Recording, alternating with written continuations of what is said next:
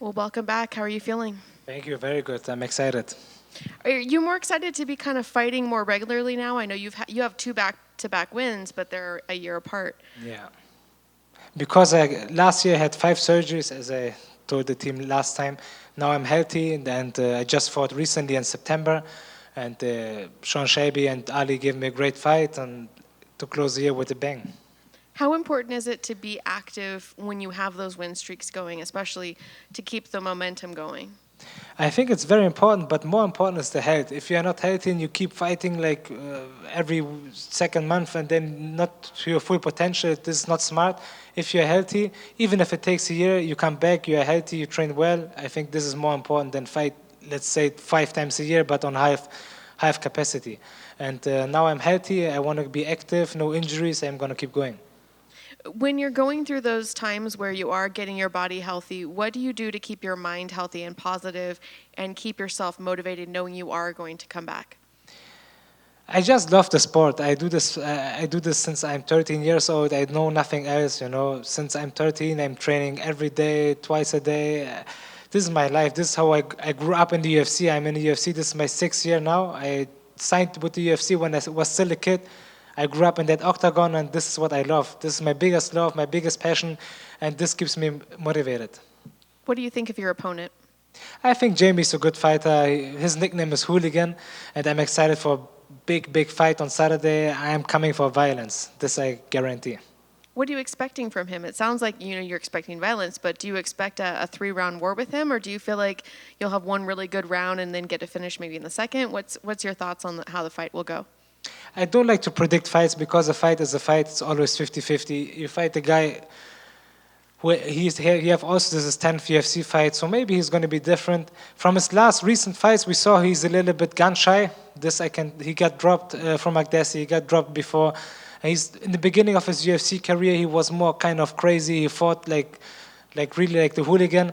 Now he became a little bit gun shy. This is what I see. He maybe gonna try to wrestle me. Even if he's trying to wrestle me, I'm well prepared for everything, and I'm excited for 15 minutes of violence.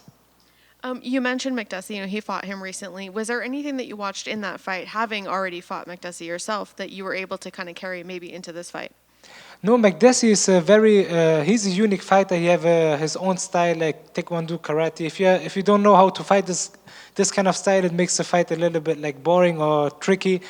And we saw that McDessie did a great job. In my opinion, McDessie won that fight, and they robbed him big time, very unfortunately. But it's okay. This is the game, And I was not impressed with either or Magdesi or Mullarkey's performance.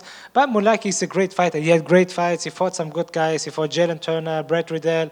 He have some good names on his resume, and I don't underestimate him. But I'm very self-confident for a good fight.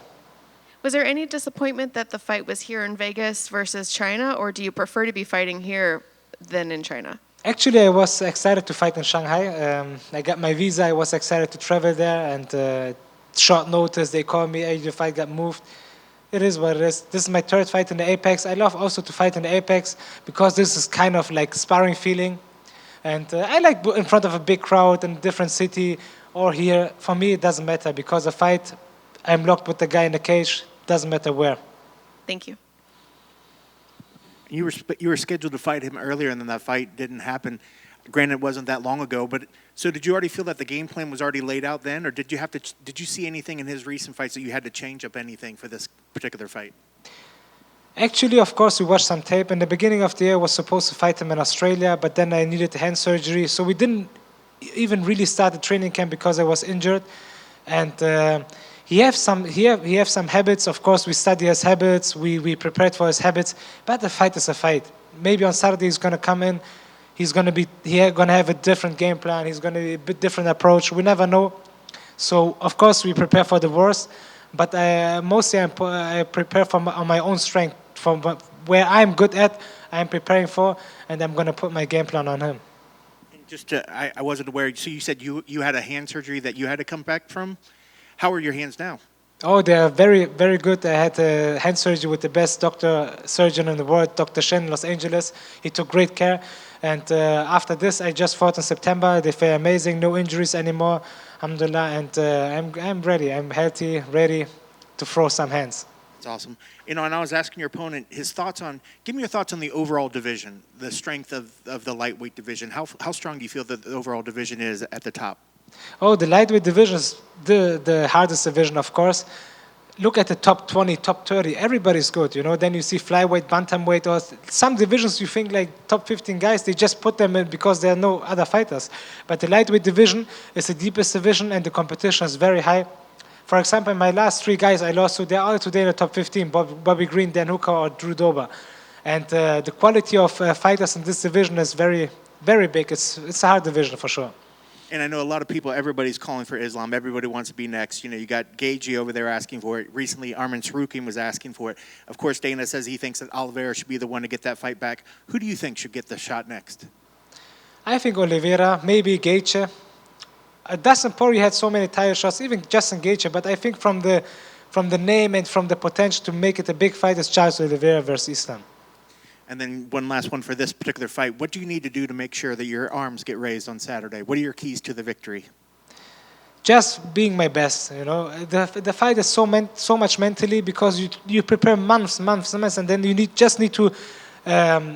to work this 50 minutes. You need to be sharp. Your mind need to be focused, and all your skills you need to be ready to bring them during the fight. Not you train 1 year, let's say the best skills in the fight. You go. So many people they have mental issues. They go into the fight. They are not the same. And I am very confident in bringing my best performance on Saturday. And I know that I'm better everywhere. But I'm looking forward for a good striking battle if he wants to. Best of luck on Saturday. Thank you.